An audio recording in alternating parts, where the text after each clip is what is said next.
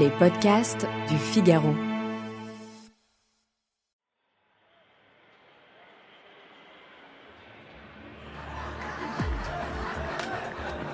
Je ne sais pas pour vous, mais moi, mon smartphone est devenu mon support de divertissement numéro 1.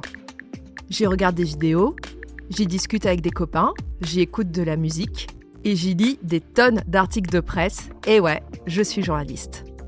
Mais est-ce que demain, j'y lirai aussi des BD ? C'est le pari de pas mal d'acteurs français de l'édition.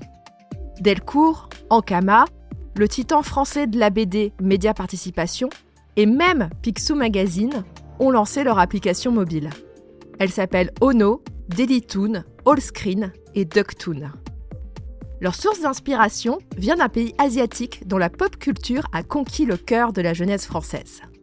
Si je vous dis Squid Games, BTS et Blackpink, vous me répondrez la Corée du Sud.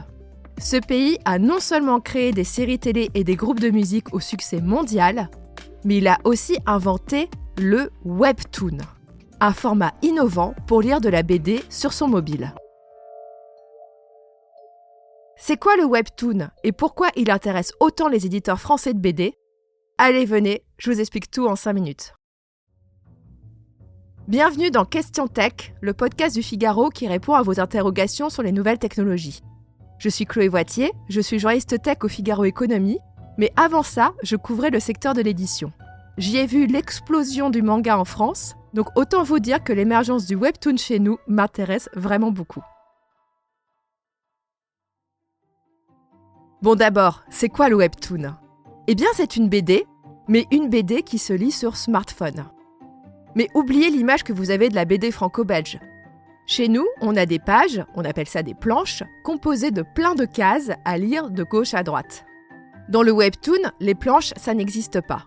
Sur l'écran, on ne voit qu'une case à la fois et on fait défiler l'histoire du haut vers le bas. Dans le Webtoon, il n'y a pas d'album, il n'y a pas de tome, mais il y a des chapitres.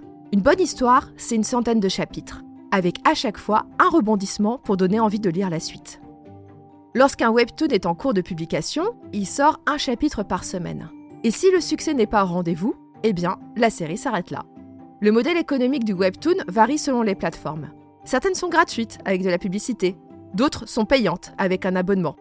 Il existe aussi un modèle entre les deux.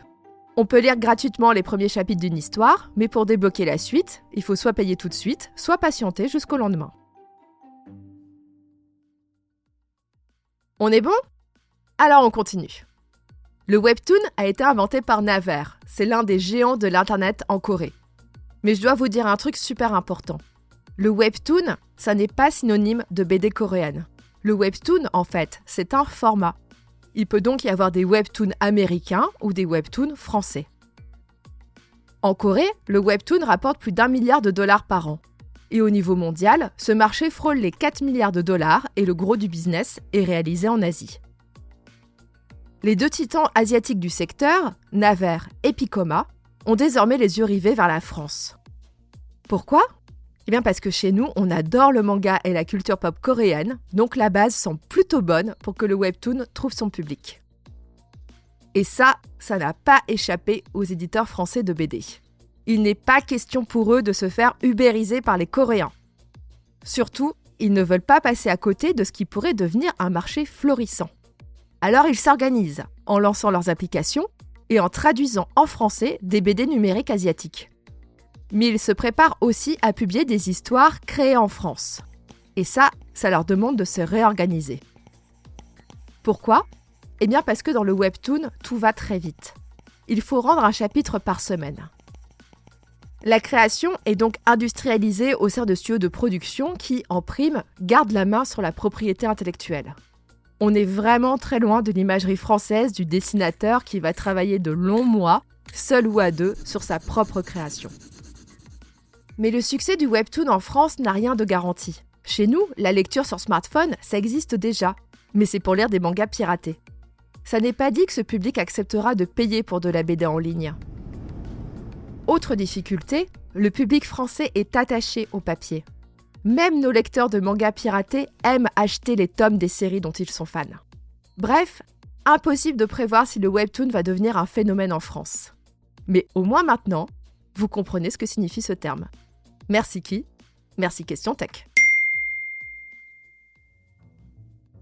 Cet épisode de Question Tech a été réalisé par Astrid Landon avec Louis Chabin à la prise de son. S'il vous a plu, partagez-le autour de vous et abonnez-vous à Question Tech pour ne pas rater nos prochaines publications.